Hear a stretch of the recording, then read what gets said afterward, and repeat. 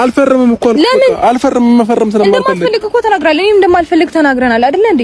ስለዚህ እኔ ደግሞ አልፈርምም በቃ መብት ያረላ እንዴ አንቺ ግን ምን ይሁንሽ ነው ያለሽ? ታውቁሻል። ምን ይሁንኩኝ አይደለም ምንም ይሁንኩ አይደለም። መቸኮሉ ለምን አስፈለገ? ለመፈረምም ከሆነ ለምንም ነገር ለማቻኮሉ ለምን ፈለገ? እኔ ስለፈለኩት ለምን ስለፈለኩት ነው ልሄድ ስለሆነ አጭር ጊዜ ነው ያለኝ።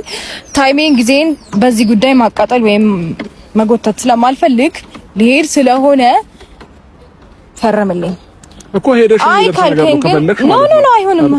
አልፈልግም። እንደዛ መሆን የለበትም።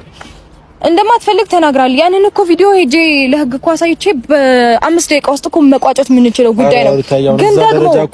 ግን ደግሞ እንደተማረ ሰው ትልቅ እንደሆነ ሰው የሆነ አስተሳሰቡ ማቹርድ እንደሆነ ሰው ተነጋግረን ይሄንን ነገር ማድረግ ከቻልን ብዬ ነው እስካሁንም ዝም ብዬ እየጠበቅኩ ያለሁት። ፈርምልኝ አልኩህ፣ ያንተ ምላሽ አልፈርምም ነው። ከዚህ በላይ መነጋገር ስለማልፈልግ ነው ዛሬ እሱን የጠራሁት።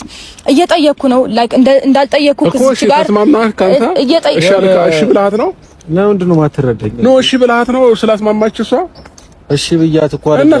በቃ ሁለታችሁ ማውራት ስላለባችሁ ነው እንድታወሩ ነው እንዴ? ማውራት ከፈለግን ቤት አናወራም እንዴ? አለች እየሰጠኝ አይደለም እኮ አለች። እየሰማት አይደለም እንዴ እኮ በቃ እኔ እየነገርኳት ነው። በቃ እዛም ፈርም ስላለች አልፈርም ብያታለሁ። ያለቀ መልስ ሰጥቻታለሁ እኮ። እዚህ መምጣቱ ምንም ነገር አያስፈልግም። እዚህ ጋር ሌላው ካታ መፍጠሩ ለምን አስፈለገ? እሺ እንዴ ያ ነገር ደጋግሜ እየነገርኩህ ነው። ደስ ብሎሃል ነው አንተ? ያለ በቃ አልኩ ደስ ብሎሃል። ምን አድርግ ነው የምትለው? ለምንድን ነው እሱ ላይ የምትጮህበት? እንደዚህ እኮ መሆን አይጠበቅብህም።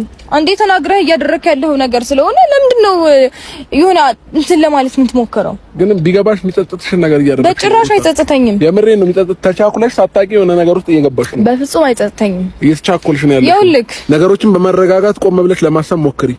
ስለቸኮልሽ የሚመጣ ወይንም የሚፈጠርም ነገር አይኖርም።